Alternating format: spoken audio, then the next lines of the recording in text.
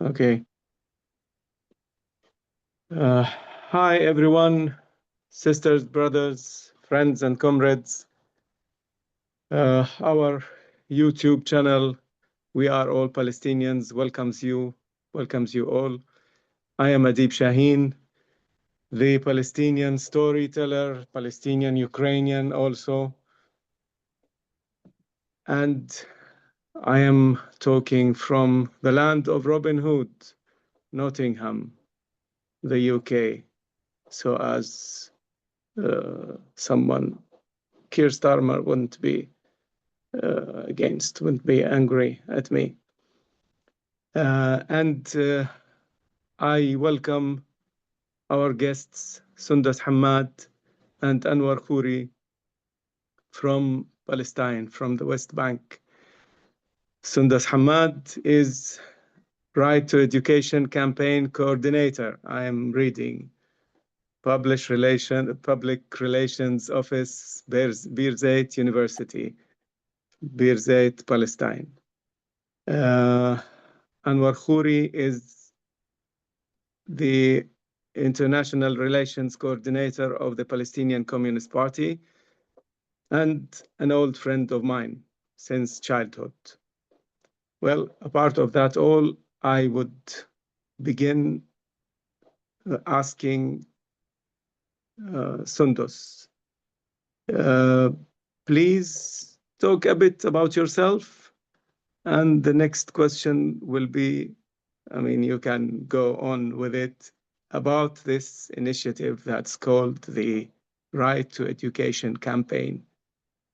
Introduce it, please, and let us know what is that in Palestine, in Birzeit, especially. It's one of the oldest universities of the West Bank of Palestine.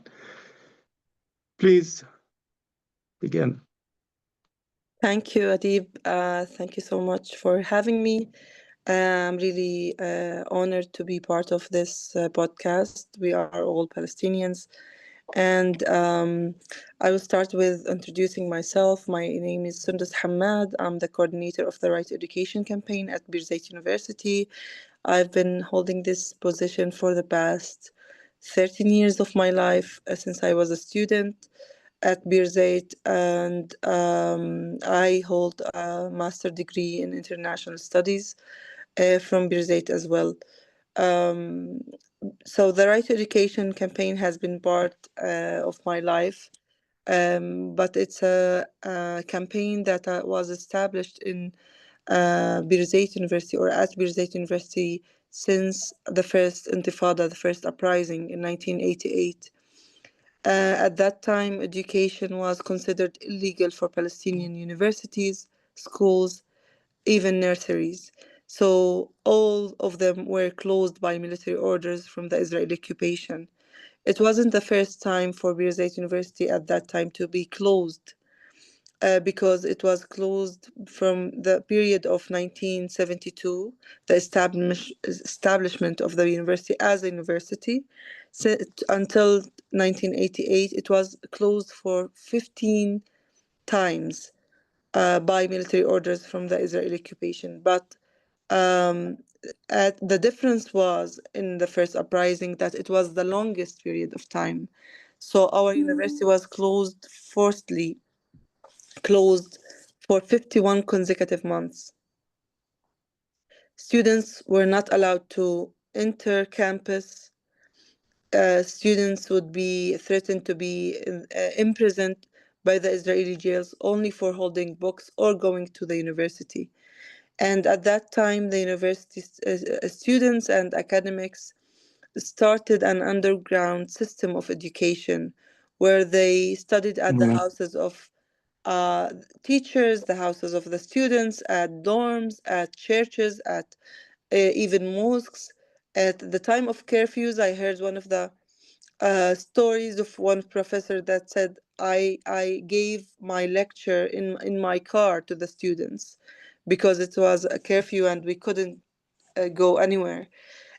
So what I want to say about the campaign that it was established from a long history of activism from Birzeit University community, and it is until today working in that atmosphere where it promotes like documenting and monitoring the violations towards education in Palestine, especially higher education, and advocating internationally for the right to education for Palestinians.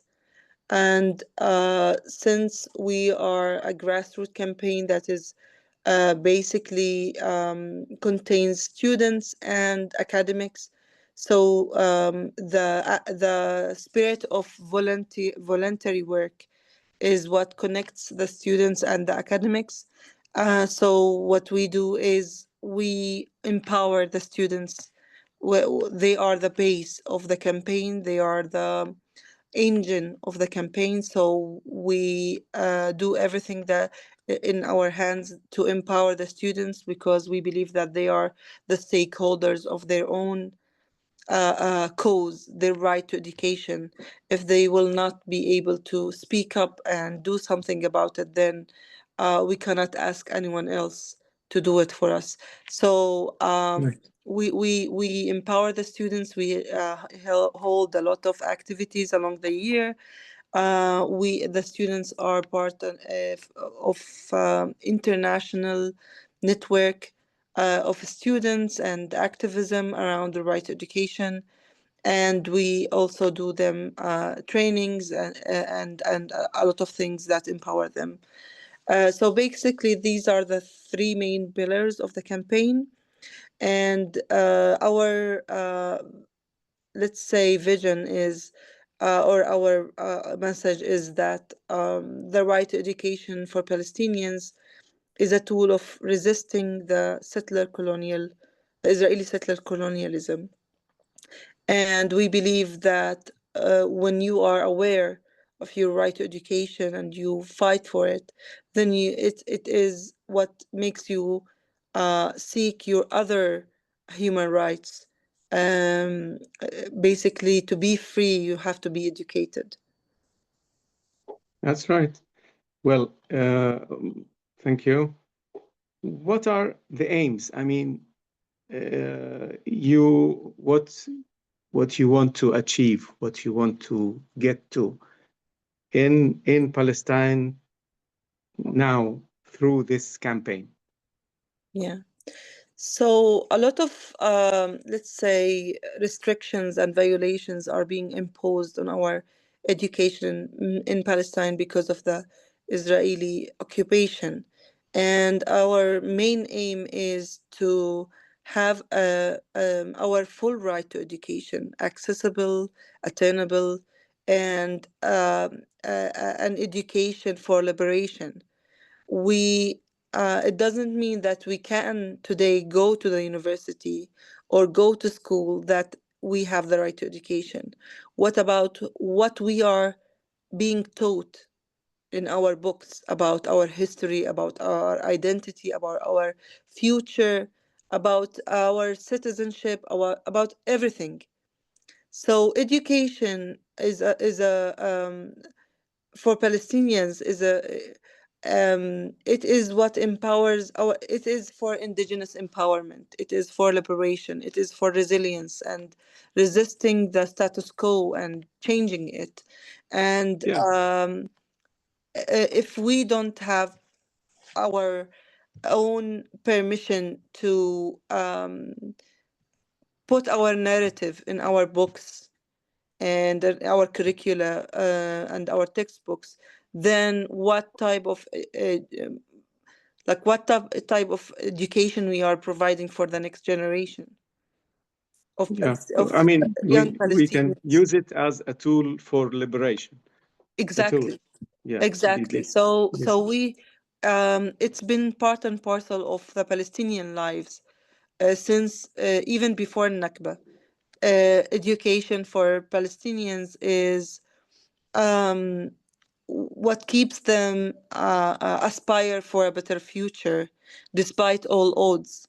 So our main aim at the campaign is to seek for our right to education and to let everyone know internationally that we must have our right to education, because it is if we are thinking of liberation for Palestinians, then education is a must, and education for liberation is the tool. Yeah, good. Now, I would ask you to evaluate this initiative, this campaign. I mean, what do you expect from it in the light of what's happening around you? I mean, there is occupation, there is a vicious attack on our the Palestinians' own existence in Palestine, and in this light, we have this campaign.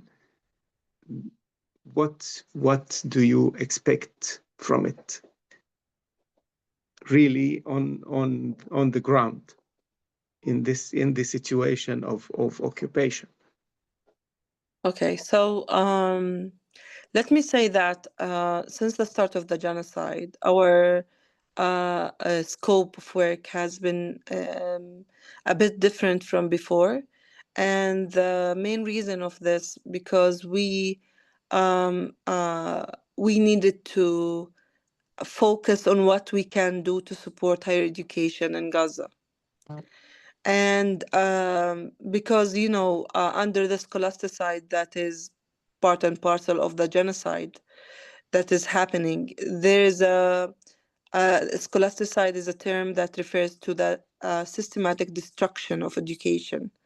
And it's not a new term. It has been written and coined by Karma Nabulsi, the prominent Palestinian professor at Oxford, in 2009, at the first attack on Gaza by the Israeli occupation after the siege. And she referred to that term, saying that there is a systematic destruction of education that the Israeli occupation uses to just eliminate the elements of life, and most importantly, education. And today, what we are seeing is scholasticide in the most horrific definition, where all schools, all universities have been bombed. Two-thirds of the schools have been bombed. Most of them have been bombed when they are used as shelters by the displaced people of Gaza. And hundreds of professors, scientists, deans, and even university presidents have been assassinated, and thousands of students have been killed. And it's like all of this happening, like it's a total annihilation of education in Gaza and in the West Bank. And people, Yeah, yeah, yeah, it's all exactly. together. And in the West Bank, the Israeli occupation still spares time to attack and systematically attack the education in Palestine. I'm saying education with all its components, the institutions, the people, the academics, the scholars and students, and in different ways it's been attacked. So our main focus is to expose these violations to the world, and do whatever we can to support higher education in Gaza. So what we have been doing, let's say, out of expectations, out of our belief, we have been doing a lot of webinars, connecting with students, student movement, global student movement, so from different places around the world, and with unions, mostly university staff unions. Um, we have been working on participating in different conferences. I'm saying we as the academics of Birzeit, the students who volunteer in the campaign, along with other students from Birzeit and other universities in the West Bank and Gaza. And we have been working actively on the social media to also amplify the voices of Gaza higher education. And we do that through connecting with academics and students. And we do like short videos with them. They expose what is happening regarding education, but also we have done many initiatives along the past I don't know, like more than 19 months. um, Many initiatives who also financially support higher education institutions in Gaza through ISNAD program. And ISNAD program is the only official concrete way that was signed by the Emergency Committee of Gaza Universities, the Ministry of Higher Education in Palestine, and التعاون, the Welfare Association in Palestine. And it's basically donating for scholarships for Gaza students to study at their own universities in Gaza. Because these universities, even under the genocide, and from like in the rubble, between the rubble, they build tents and continued and resumed their education, their online education. You cannot imagine, since last June 2024, they have been doing this. And it's amazing that to see the resilience of these people, despite all of what is the destruction and the fear. It's not a safe place, the starvation of the people, the targeting, and they are still like giving lectures from tents and online. So it's amazing. And so what we have been doing is to support the call of the emergency committee of Gaza universities. This committee contains the three main largest public universities in Gaza: Al Aqsa University, the Islamic University, and Al Azhar University. Before the war, these three universities provided higher education for over 75% of higher education students in Gaza. Today, they are the only providers of higher education to these students in Gaza. So it's really important and vital to be aware of how we can support these. So the expectations are very different.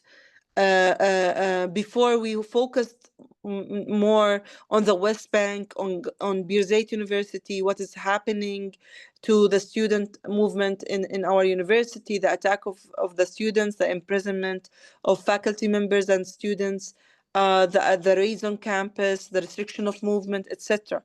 Today, all of our focus is, we still do that. We still speak about what is happening in the West Bank, but all of our focus on how we can collectively do actions to support higher education in Gaza.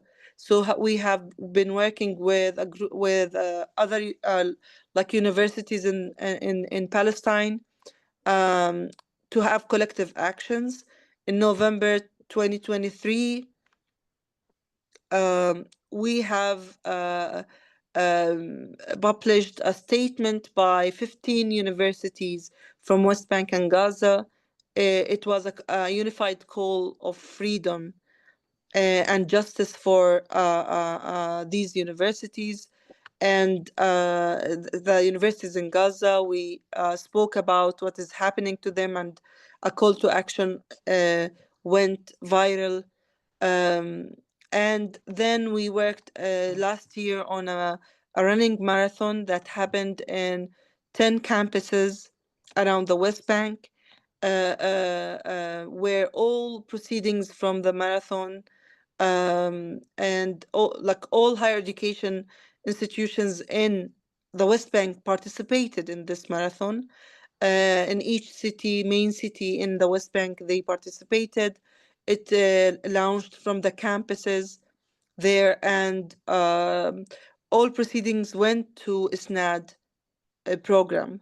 We have been Mhm. working internationally on different initiatives um, to for people to donate money for ISNAD program, whether it's through small projects or through individual or institutional donations.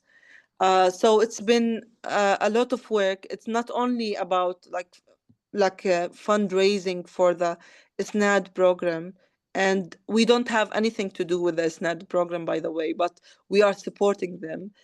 But also we have been promoting for the institutional collaboration with Gaza universities, instead of going to individual collaborations with Mhm. academics from Gaza. No, we are saying just go through the institution, because this way you are saying that the institution is still exists despite the destruction of the institution.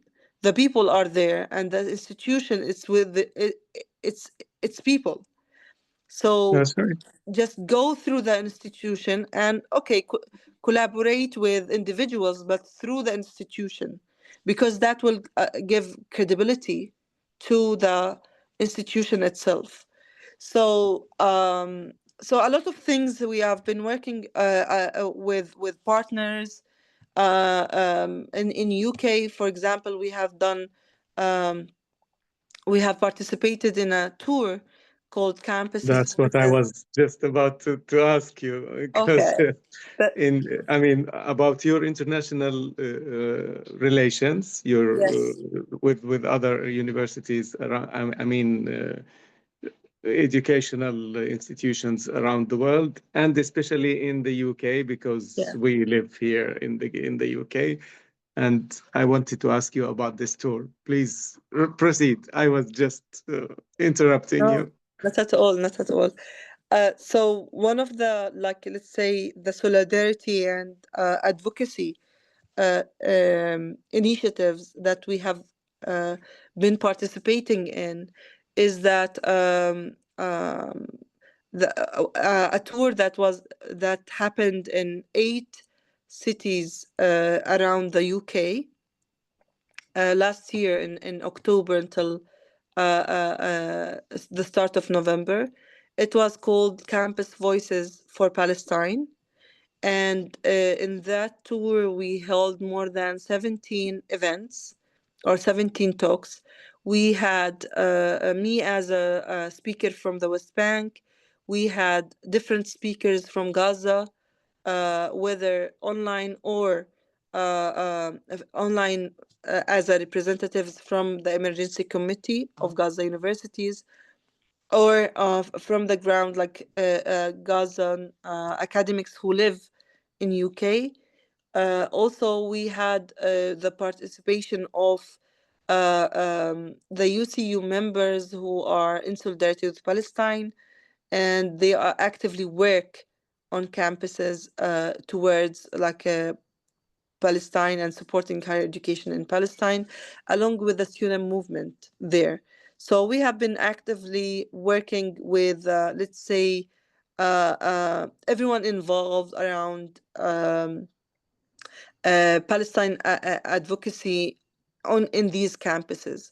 And I have to say that it was really enlightening tour for me. I was really honored to be part of it. I learned a lot, and this campaign was sponsored and organized by UCU National and UCU Workers for Palestine and PRECUP. So, and one of the main aims of the tour was not only to promote and to support the Emergency Committee of Gaza Universities and the Right to Education campaign, and to just shed a light on education and the scholasticide that is happening in Palestine, but also to end the complicity of the higher education institutions in the UK regarding what is happening in Palestine today, like their ties with Israeli universities and Israeli companies that basically give money and support the genocide that is happening in Gaza. So we in every talk we talked about how it's really important to end complicity. At this moment of history, you cannot just see a genocide live streaming and look away. You have to do something. It's part of our humanity. It's not about Palestine. It's about humanity. The same that happened Yes. to Ukraine, since you are a Palestinian Ukrainian. Yeah. When all the world stood with Ukraine, and I cannot find it really honest feeling when you stand with Ukraine, but you cannot understand or standing with Palestine. So Yes. because Yes, it that is, was part. This is part of this hypocrisy that is practiced not only on the political level, but on the educational level. I mean, yeah, universities have cut all their ties with the Russian universities, with the institutions, the educational institutions in Russia. At once, they cut all their investments in Russia. That's okay. That's all right. But when the genocide in Gaza and in Palestine in general began, as if nothing happened. All the projects of cooperation with the Israeli universities, not only the universities, but also with the factories that produce weapons and surveillance tools for the Israeli army that are already been used in Gaza, in Palestine in general. So it was very obvious that this the uh, the universities here, lots of universities, including the Nottingham University, uh, is are complicit in this genocide. I mean, in practically fact, not through. I mean, through uh, means of just not saying something, or no, they are complicit in this genocide. So that's why, I mean, it's part of the I mean, my question about your tour in the UK, because it's very important to understand how was your impression. And I would ask you another question. Have you got any comments about the academic activism as you have seen through this tour in the UK? so regarding the tour, let me say as a start that the start of the tour was at Nottingham.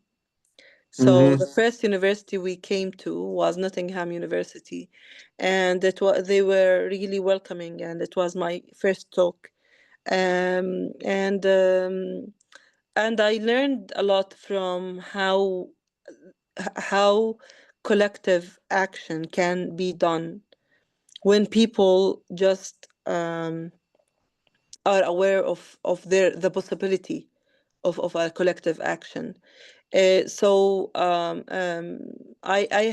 didn't receive any uh, uh, like, let's say, bad comments or from anyone during the tour.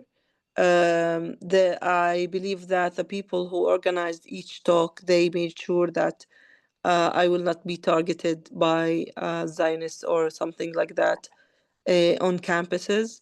Um, it was okay, but it was really for me to see the level of organizing nationally.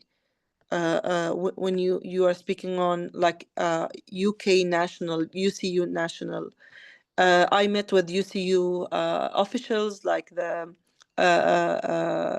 Joe Grady and Maxine, the president and the general secretary of UCU. So it was lovely to meet them. I met a lot of members of UCU, a lot of officials as well. I met with amazing professors who organized the tour.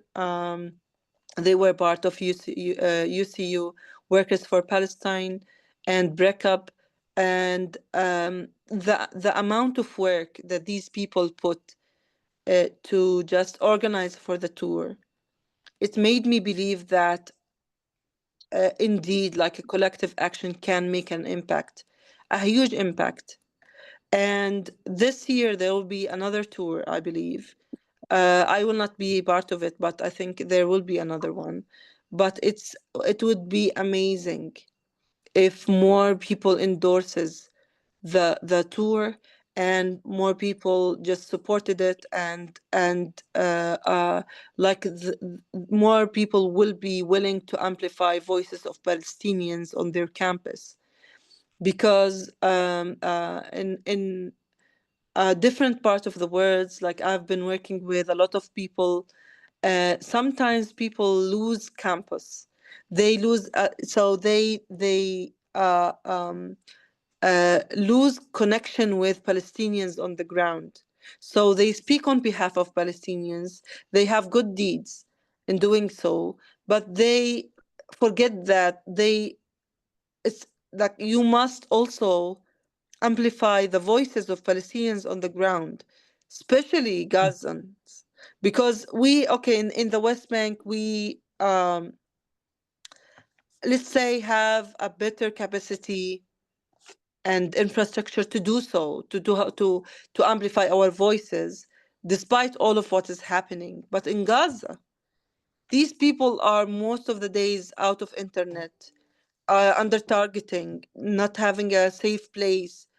It's a lot. It's a lot, so we need to just focus on their voices and what they need, and their priorities regarding everything.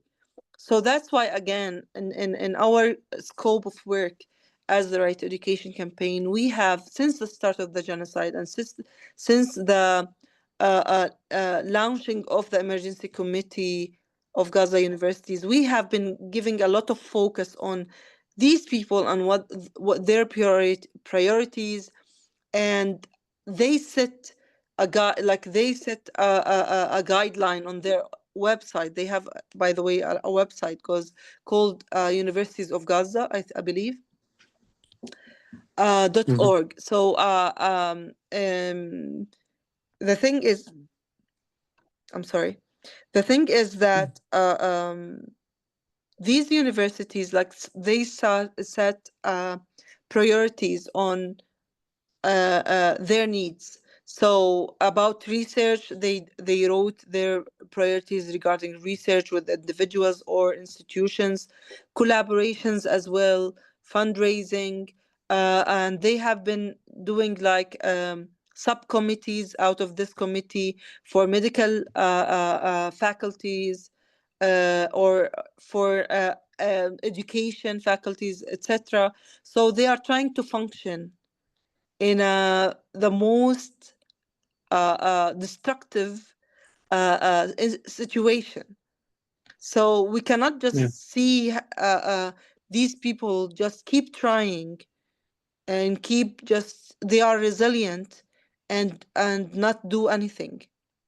That will be selfish of us as Palestinian institutions and Palestinian higher education institutions. So it is really important to also let the people internationally be aware of these efforts on the ground, and that these people are not normal people as well. They are scientists, they are academics, they are more one of the like a most prominent educational people in the world. So you cannot just look away and look at them as victims alone. They are not trying to say that they are victims. They are, even when they are truly victims of this genocide, they are acting and keep doing things to exist, to let the world know that they still exist, and they are Exist still and functioning. is And exactly functioning, I mean, and functioning. as an institution, as an educational institution, and giving their message to the world.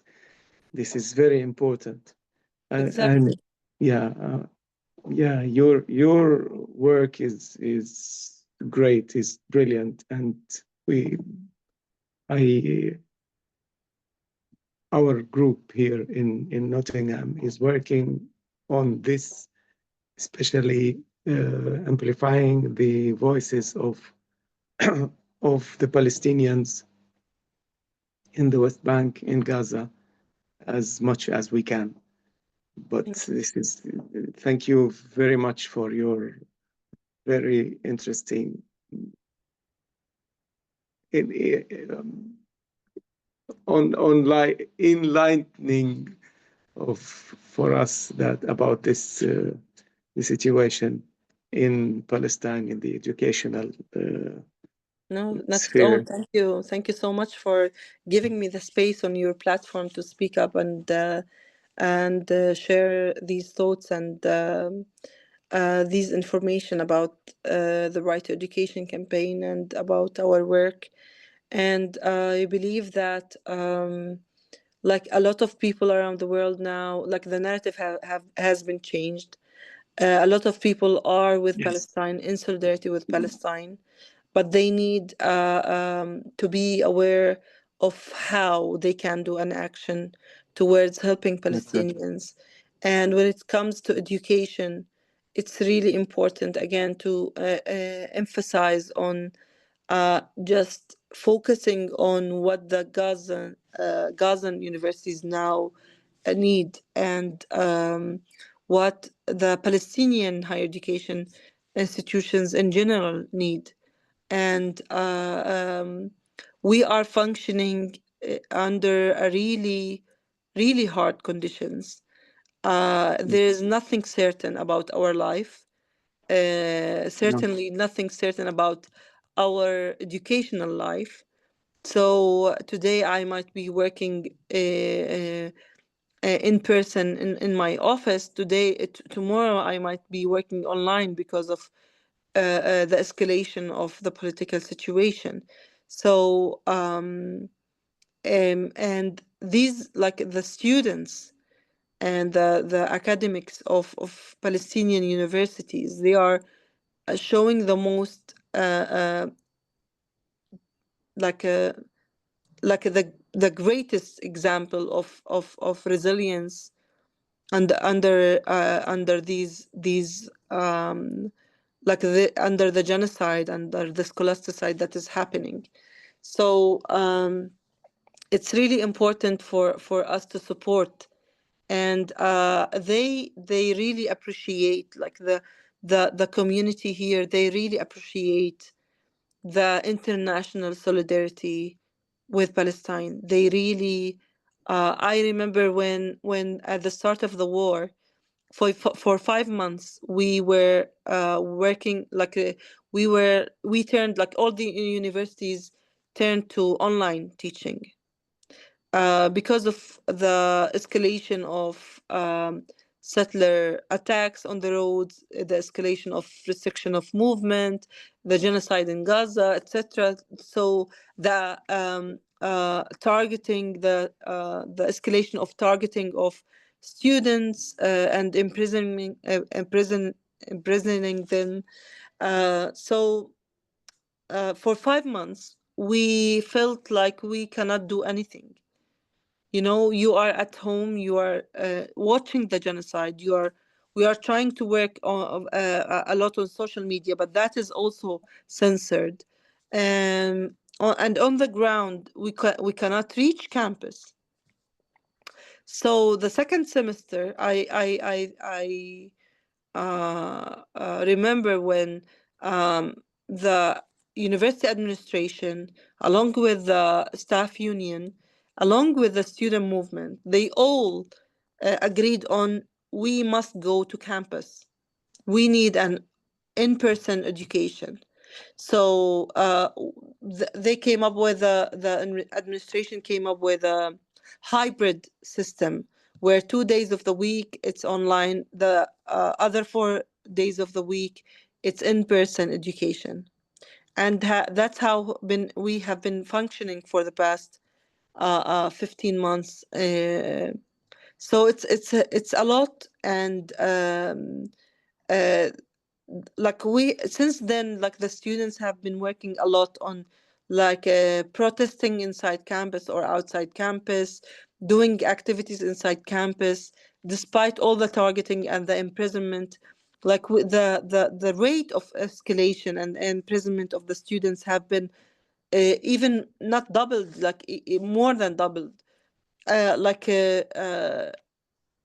today we have, from Birzeit University alone, we have over 150 students imprisoned in the Israeli jails. Most of them are under administrative detention, As meaning, usual. yeah, meaning that they are there in unconditional time, for unconditional time. They will be sentenced from 3 to 6 months, renewable, Yes, under secret file and with no it's not, charges. they are not sentenced, they are just sent to jail Exactly. for, that's the administrative, so-called administrative Detention. imprisonment. Yeah, it's just they take a person, they are hostages, real hostages. That's something that people should understand. People are just being taken from their houses, from their universities, from the streets, and put in jail without any charges, without anything.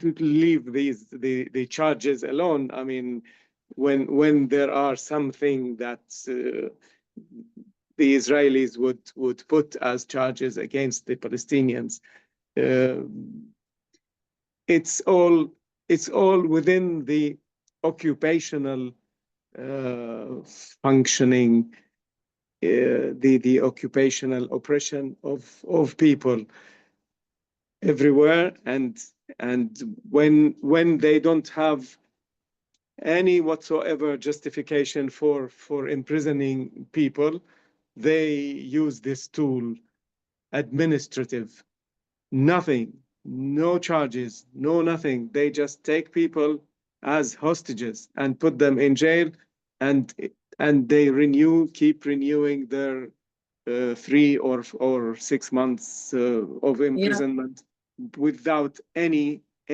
whatsoever justification. I mean, exactly. I mean, Uh, they try to do that. They have run out of reasons why. Just like that, administrative. They call this genius way of putting people in jails. And actually, the conditions for Palestinian prisoners after the genocide, it is really horrific. It is really like the hardest time of that went to a Palestinian prisoners. I see like students getting out of prison because they must come to our office to uh, um, for helping them to retain to their education. And sometimes I have seen some of the students who are like ghosts. They lost a lot of weight because of the starvation inside the prison. They a lot of them had scopius, like a skin disease, all because there is no hygiene inside the prison, and the Israeli occupation confiscated all belongings and all hygiene from inside the prison, and they even clothes, the clothes of the Palestinian prisoners, they confiscated them. So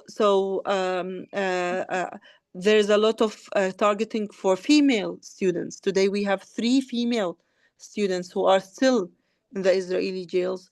The escalation of targeting of academics. We have still 2 academics are still imprisoned from Birzeit University in the Israeli jails. So it's been a lot. It's been like really, and the raids on campus, our campus has been raided 4 times since the start of the genocide, and in a couple of times they raided campus to arrest students while they were in campus.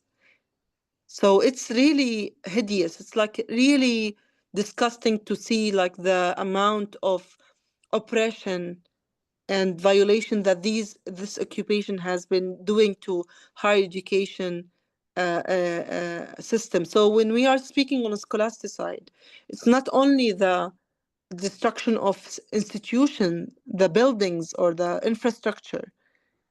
They are trying to again just eliminate any mean of life and any tool that might give a hope and to the Palestinians to rebuild their life. So in Gaza, it's like the universities and the hospitals and schools are being targeted because they are the things that after the war, the main things that will make people just survive and rebuild their society again. Uh, Yet they are being bombed and destructed in the way that they are.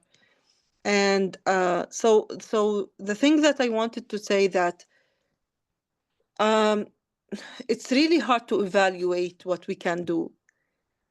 It's really hard to conceptualize what we can do. But what I know, and I'm sure, and I believe that the students of the Right to Education campaign and the steering committee and all of the people who are partnered with us,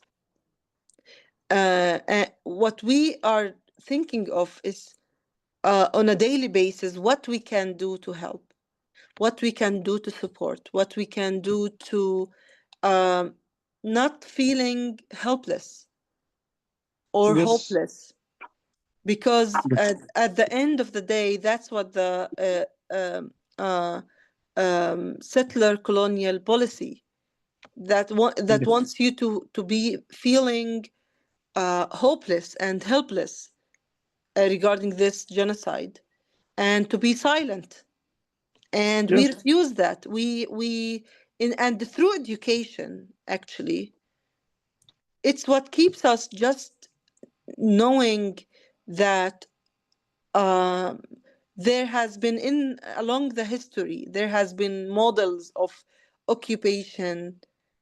Maybe ours is the worst, but there has been models of occupation that worked in the same model, or a similar They model learn of from each other. yeah. They Exactly. So it's a better.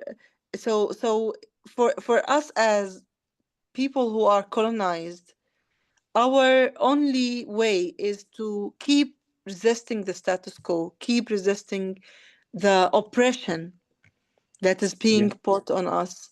And education is the main tool to do that. When you are educated, you are more aware, you are resilient, and you steadfast against all these odds. that's great. Thank you very much. I No, mean, thank you so the much. the occupation is afraid of education. I mean, the occupation is afraid of the education all the time. It's been all the time of occupation. They they don't want people to know anything because the light of knowledge is something that always opens the way for freedom, for people to Exactly. be free, free from occupation, free from oppression, free from all ways of subjugating them.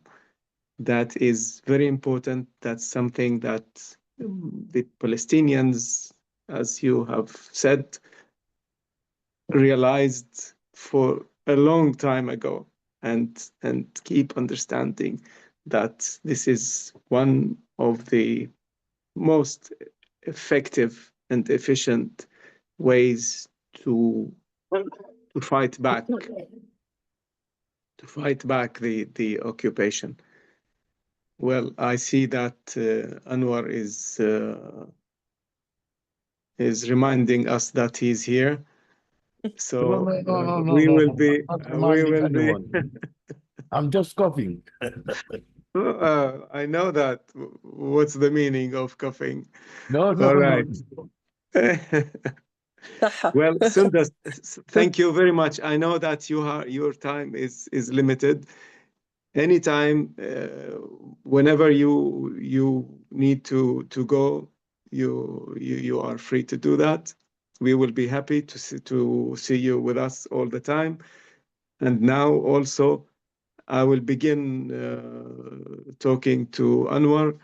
Thank you very much. Thank you very much for your very enlightening No, thank you. speech. So, and keep with us. Whenever you want to go, you need to go. Please do. Don't. No, thank you so much. Thank you so much for having me. And I want to say something before I go, because No problem. when you said to me like the podcast is "We are all Palestinians," it reminded me of a statement that the staff union at Birzeit University has published at the start of the genocide, called "We are all Palestinians," and Yeah. it's really important to remind ourselves that the Palestinian cause, it doesn't belong only for Palestinians.